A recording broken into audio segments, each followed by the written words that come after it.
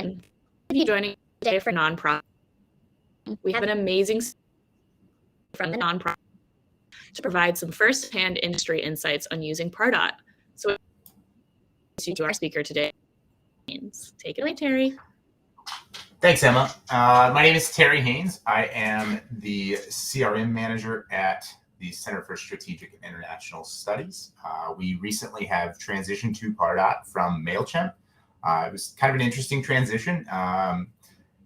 Really, I think the biggest thing for me was kind of surprised to see the lack of resources online for this specific transition, going Mailchimp to Pardot. So I have put together a deck kind of detailing our experiences, some lessons learned, and I hope it's helpful today. Thank you again to Emma and Sir Conte for hosting Pardot and asking me to come and present. So with that, let's go ahead and get into it. So just to start out with some background about CSIS. So CSIS is a nonprofit. We're kind of a traditional or a non-traditional nonprofit in that we are a think tank based in Washington, D.C. Been around since the 60s, so kind of an old guard think tank. Our nonprofit model is a little bit different in that we are a high dollar, low volume donor base. So we don't really, unlike traditional nonprofits who take a lot of money from a lot of people, a lot of small dollar donations from a lot of different people, we take primarily organizational donations. So back in 2016, we rolled out Salesforce as our new CRM system. This was actually before I started. I started with CSIS in 2018. I was replacing Imus and Blackbaud's Razor's Edge. Never personally dealt with those systems, but from what I understand, they are quite difficult at times. We also had Informs was our email marketing system at the time, and we selected Mailchimp to replace that, mostly as a stopgap solution. It never was intended to be kind of the enterprise solution, but over the years, as we became kind of more entrenched in it, it almost became harder to get out. So just, again, some more kind of background about the organizational structure of CSIS. We are a pretty decentralized organization. What I mean by that is that there are about 35 different research programs that effectively operate independently. They do have quite a bit of autonomy. And so because of that, it can be very difficult to manage from an administrative organizational perspective. Because of that, I have about 150 Pardot users. We don't have a traditional marketing team. So that certainly brings its own challenges, especially when, you have interns and, just young junior staffers with really no prior marketing experience now running your marketing systems, right? So a lot of training required there. And then just the only other piece of background I wanted to give you here with our Mailchimp implementation is that we kind of had a weird structure set up, and it really had to do with how Informs was set up prior to Mailchimp. But to kind of migrate that over, we had 3 separate but not distinct audiences for mailing. We had our quote unquote public list, which was accessible from our subscription page on our website. We then had a kind of a private quote unquote members list, and then a separate list for press. What that meant in effect is that I, as a contact, could exist across all 3 mailing audiences, as Mailchimp calls them, which means I could unsubscribe from an email from CSIS and get another one right behind it because I didn't know, oh, actually, I was also on this members list. So really confusing to manage from an internal perspective. I mean, we had, users at CSIS that couldn't even explain the differences between the 3. So, how was an external subscriber supposed to understand that? So all of this to say, we had our issues with Mailchimp for sure. Again, lack of granular permissioning meant that anyone here who could send an email could create a new template. In fact, Mailchimp often encouraged the creation of new templates when you sent an email. So that led to a lot of issues. Here you can see something has happened to this email that we sent out. The banner clearly didn't make it across. Something's gone on at the top here. Another big issue we saw was these insufficient integrations that really never really kind of fit the bill in terms of getting that data into Salesforce the way we wanted it. The native integrations weren't great. We actually ended up going through Kazumi. And so therefore we would sync Salesforce campaigns over to Mailchimp as Mailchimp segmentation groups. And so because of that, there wasn't a lot of insight into why those campaigns had those contacts. Once those contacts were added from a report to that campaign, you had no clear answer as to why those 30,000 people were grouped together. Hopefully the user had named that campaign well, but these inconsistencies and struggles really kind of led to this lack of professionalism and brand identity. Here you can see where someone had created a email from another email, left the original footer in, here copyright 2020, copyright 2019, just looks terrible. We've got a hard-coded preference and unsubscribed link in this email with another one from the actual send where it was added. Here you can also see our mobile formatting would break pretty regularly. You've got like a 9-point font here on a mobile email. Just doesn't look great.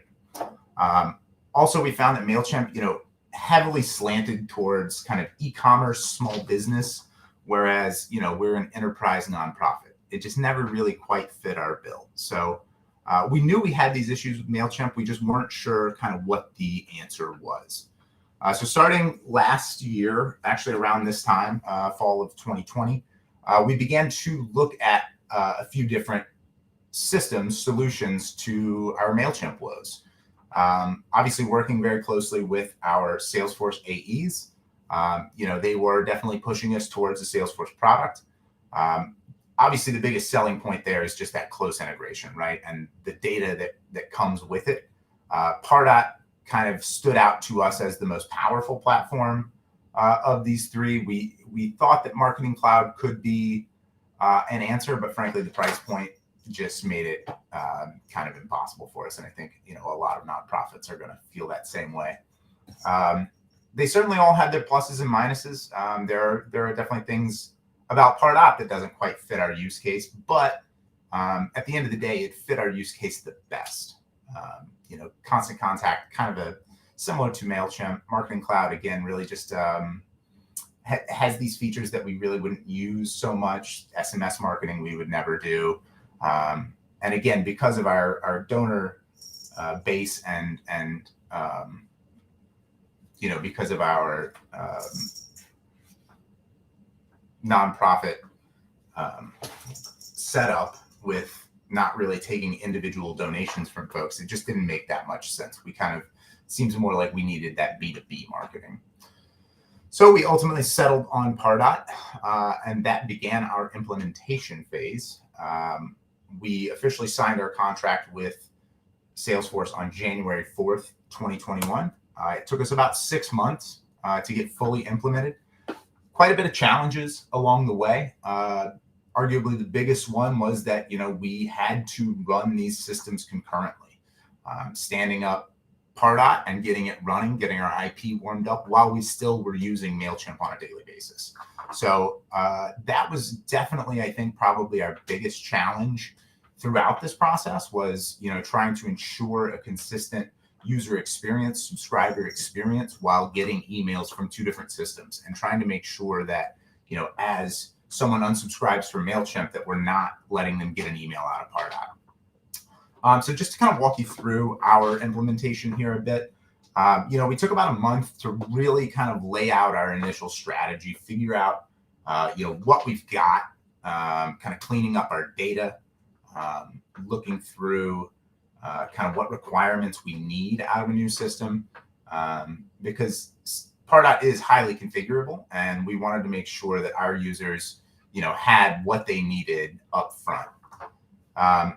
We did partner with Sercante. I think that was a huge piece that was extremely critical to our success in getting Pardot launched. I personally had never used Pardot prior to signing this contract. I'd never even seen it. I was confident that it would work for us from what I'd seen from the discussions I'd had. I actually attended Pardreaming last year, and that was very helpful as well. But, so getting that off the ground, a lot of that first couple of months was basically just me by myself, kind of working on getting this stuff set up, working with some key members in our external relations department to determine sort of our campaign strategy, set up kind of the organizational structure of Pardot and what we were looking for, what made sense for, again, this very decentralized organizational structure. So we know we needed to, kind of have things where folks have their folders that are sort of locked down to their user group so that, another program can't use my list of contacts, even though all contacts are shared. Many programs do have kind of their own independent lists that are, quote unquote, their lists. Certainly, Sir Conte was incredibly helpful. I'd like to shout out Sarah Hernandez for her help on all of this because she was phenomenal through this, working with me as I, bit off a little more than I could chew, I think. But it was really excellent working with her, kind of getting all this stuff set up. Getting this tested, connected, we did move to a dedicated IP address, which allowed us to get that SPF and DKIM alignment, which we were never able to really do with Mailchimp. I will say getting that dedicated IP set up was tough because of the IP warming. That was really our biggest challenge between training and warming up that IP to start. I basically had, again, roughly 150 users to train in about a month. It was actually closer to 2 months. We kind of took about I would say maybe a 20 user guinea pig group and kind of had them be the first to go through the trainings, kind of get them into the system first so they could start using it and kind of tell us what's working, what's not, what do I need to expand on in training. Highly recommend taking sort of a power user group like that when you are working on this implementation. But again, then, over the course of the next month, throughout the month of May, I trained about 120 users in 4 weeks. The biggest thing I can suggest to you in doing that is do not, initially I tried, just setting up a bunch of Outlook calendar events and shooting them all out and saying, hey, make sure you sign up for one. Within the first week, I had 65 people signed up for the last day of training. So we decided that was actually not a good idea. And in fact, we were going to tell them, hey, programs A through G, you're training on this week. H through M, you're training on this week. So I would recommend kind of making sure you have some pretty solid structure to your training. I will say that was kind of a misstep on my part. But again, as we then kind of transitioned these users out of Mailchimp into Pardot, the idea was that as we slowly bring people on, our mailing volume will slowly increase. In practice, what happened was people were a little hesitant to use the new system, understandably, didn't want to make mistakes. So where their volume was kind of a fire hose going in, coming out of Mailchimp, it then slowed to a bit of a trickle until a couple of programs came along that all of a sudden were mailing 40 to 50,000 people per email, and our IP warming didn't quite go as planned. We ended up with some snags. We had a day where, in fact, had to raise a case with Pardot because I think we just really overwhelmed this new, this baby dedicated IP, and we had this issue where all of a sudden our emails just quit sending. So there was a little bit of challenges on that front, but then as of June 1, we were able to actually pull the plug on our Mailchimp integrations, flip that switch, and everyone was into Pardot. So it seems a little daunting to completely flip your mailing system in a matter of months, but it's very much doable. I can assure you that. So just take a look at some of the migration statistics here. We had about 250,000 prospects we ended up migrating. These were our mailable prospects. So again, a big piece of this was kind of going through the data we had in Mailchimp and Salesforce, cleaning up those emails. We ran every contact we had through Never Bounce to make sure we cleared out any of that stuff, and made sure we were only bringing good contacts over, right? Had quite a few existing segmentation lists that either needed to be rebuilt or, in the case of some of these, they're actually built on a custom object in Salesforce. So we had to get that custom object integration set up in Pardot, and that management of those lists is still being done in Salesforce with dynamic lists picking up those changes in Pardot. We now have 70 templates. You'll see on the next slide, but in Mailchimp, we had over 1,000 that had been created over the years. And then, just some individual statistics on kind of the amount of assets that we transferred over. Some things that we really do love about Pardot here. Those custom redirects are fantastic. We've kind of used those as a workaround to allow us to take those completion actions on multiple links within a single email. We send a ton of emails with, newsletter style emails, or even in the case of some of our kind of analyses and publications, those will often have a lot of links. And if there are specific links in there that we are trying to track, those custom redirects work really well for that. We're using the dynamic content on our flagship newsletter, which is really cool because we're able to dynamically display different pieces of content based on the interests that folks have told us that they're interested in, right? So if I know that, one of our subscribers is interested in defense and security, I can display our latest defense budget analysis. Whereas if I know that they're interested in China, we can display our latest, trade policies with China commentary or something like that. So that has been critical in terms of Mailchimp lacking those features. I think it is something that they've been working on. Unfortunately, we were kind of grandfathered into a pricing plan because we've been with them for quite some time, that without upgrading our pricing plan and effectively doubling our costs with Mailchimp, which was already stretching our budget, we weren't able to take advantage of any of those kind of new features that they were coming out with. So the segmentation options in terms of kind of building out your segmentation list based on activity that users or subscribers are taking really has been a hit with the users. I think, again, as I kind of discussed earlier with Mailchimp, we had this issue where a lot of our groups, our mailing groups in Mailchimp that had come from Salesforce, there was just zero transparency in terms of kind of who they were. The website tracking as well, really interesting to us. It's something that we've established, but kind of are still trying to figure out what the best way to utilize all this new data we have is. So really interested in kind of learning more from the community about that. And then, again, with the completion actions, there are certain times where, particularly with our smaller groups or, when we do have kind of private events and send out small invite lists, we love being able to set up those completion actions to set up Salesforce tasks following up with unsubscribers, right? It's really nice, especially when you have those high level folks, to be able to kind of check back in with them and see, hey, was this intentional? Would you like to still be receiving our mailings? So yeah, definitely love some of these new features of Pardot. Just kind of some general statistics about Mailchimp and Pardot. You can see here we actually doubled our click rate. Our open rates also jumped up quite a bit there. Again, really just, I think the key takeaway for us has been simplifying and streamlining the user experience in terms of the subscriber experience.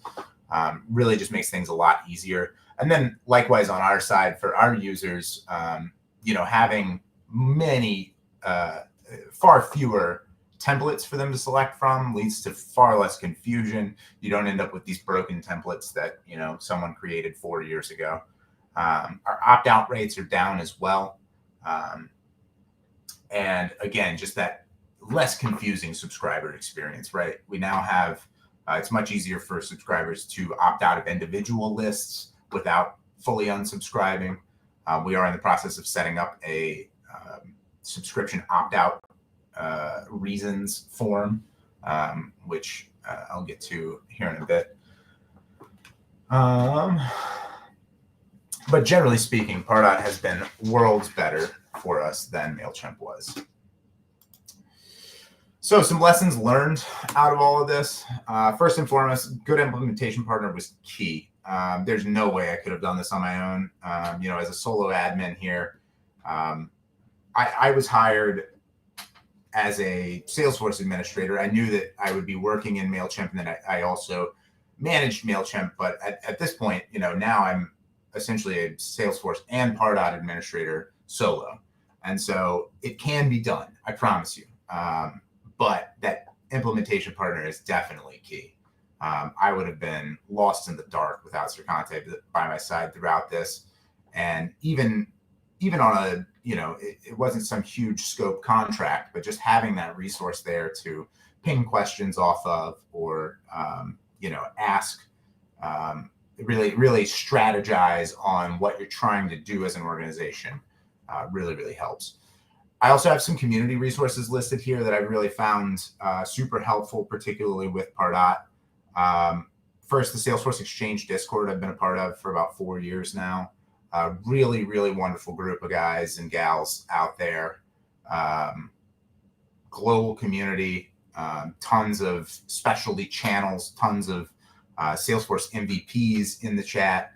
Likewise, this Email Geeks Slack channel has been very helpful. They do have both a Pardot specific channel, as well as, a number of kind of marketing and sector-based channels. There's a nonprofit one, for example.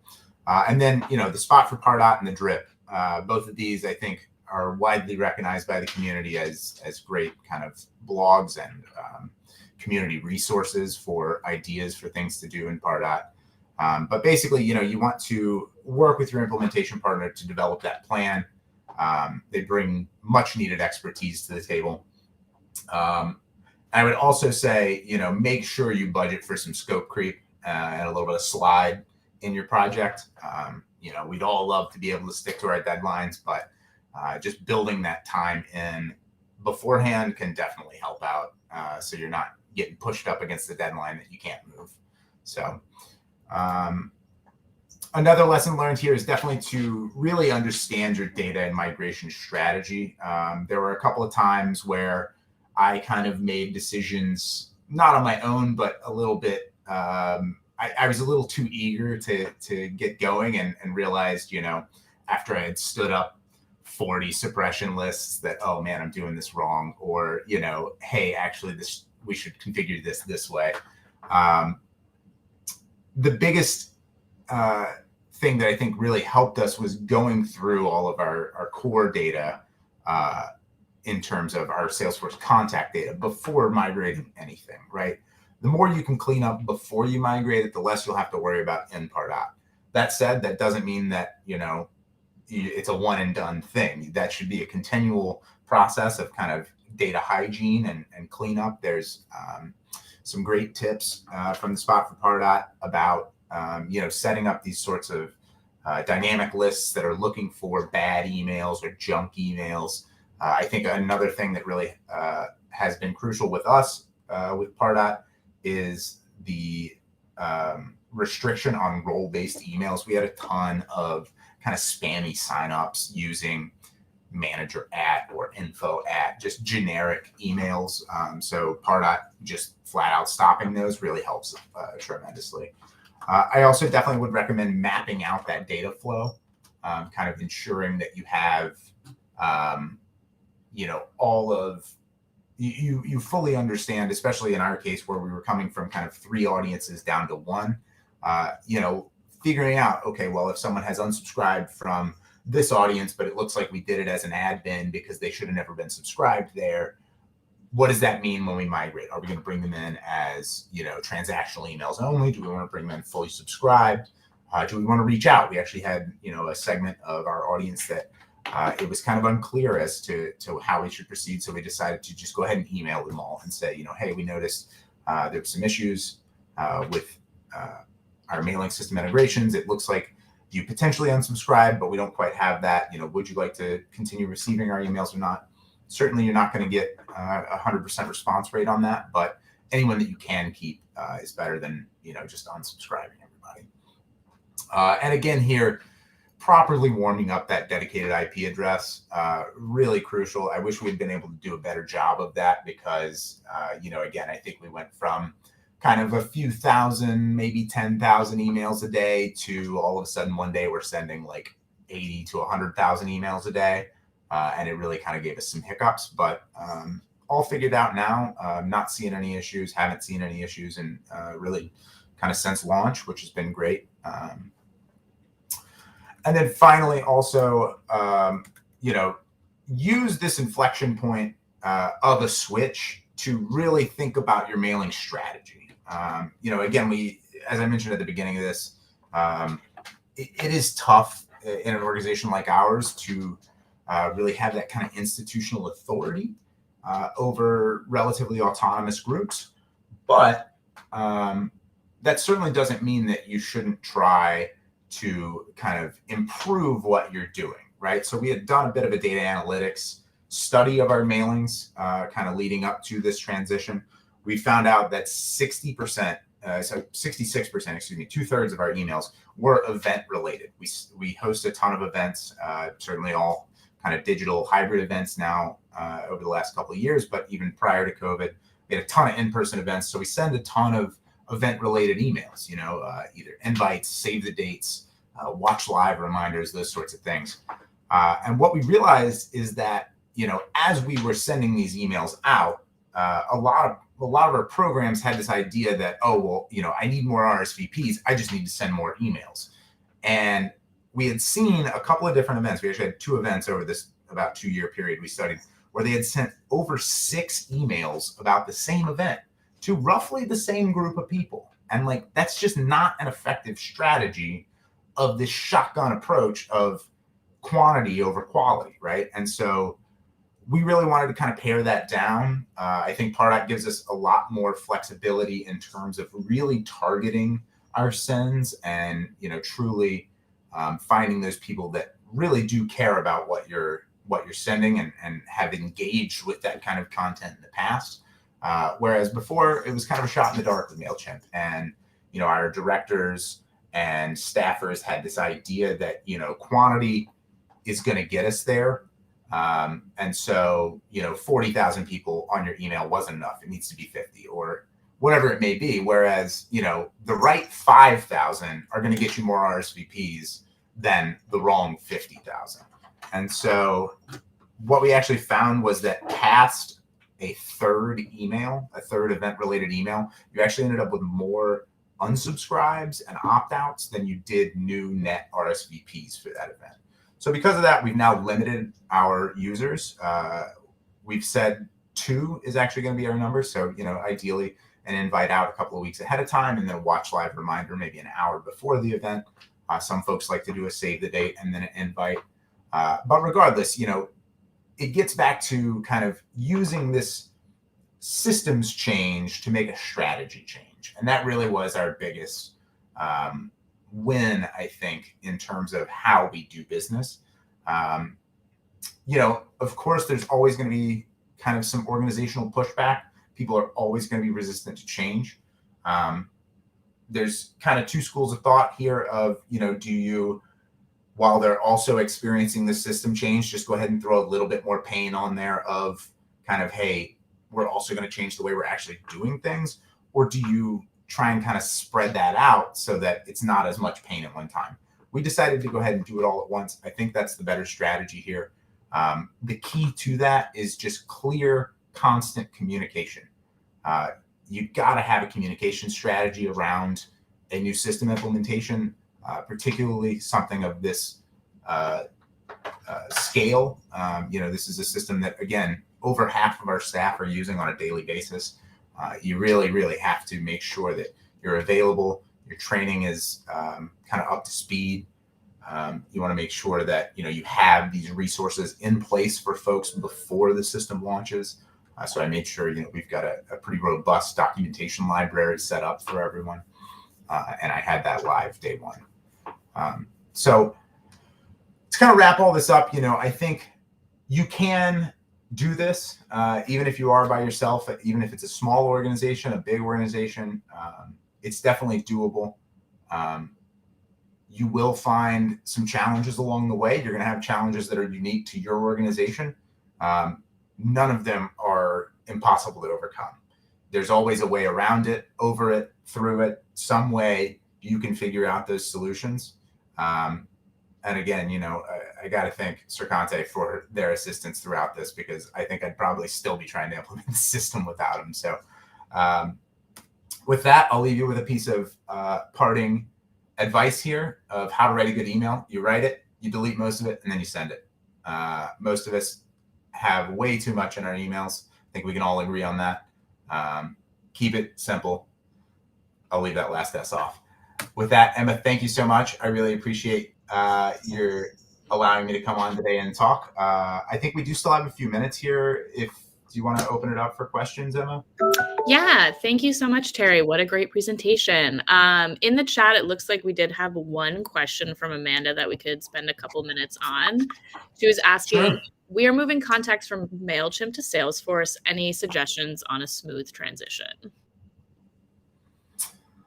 Yeah, that's tough. So it sounds like these are kind of contacts that they have in Mailchimp that aren't currently in Salesforce. So that's a bit of a challenge, right? Our systems were set up such that the API integration was connected from our website directly to Salesforce, creating those contacts first and then kicking it to Mailchimp. So we didn't really have this issue of kind of orphaned contacts in the mailing system that weren't in the CRM. I would say, if you can, try to collect more data. I don't know how much you're collecting in Mailchimp as it is, but if there is a system, potentially, like for example, we use Leadership Connect. I know that there's Bloomberg has some kind of information databases about people. The more information you can collect on, these these subscribers that you have, to bring into your CRM other than just name and email, I would say would be more helpful. That said, we've got hundreds, if not thousands of contacts in our CRM that are just name and email, right? It's not the end of the world, but I would just suggest, trying to get as much of that data up front before migrating into Salesforce. Awesome. Thank you, Terry. Any other questions from anyone before we break? Give everyone a second to type. All right, looks like we might be done with questions. Wrap up for today. Thank you so much for joining us, and a special shout out to all of our sponsors for their support. Without them, Pardot wouldn't be possible. So make sure you pop into the sponsor boost to learn more about what they all do and get your points. Also wanted to shout out that Terry's going to be joining us for the migration panel at noon, so we hope to see you there for that as well. Thanks so much, everyone, and have a great day.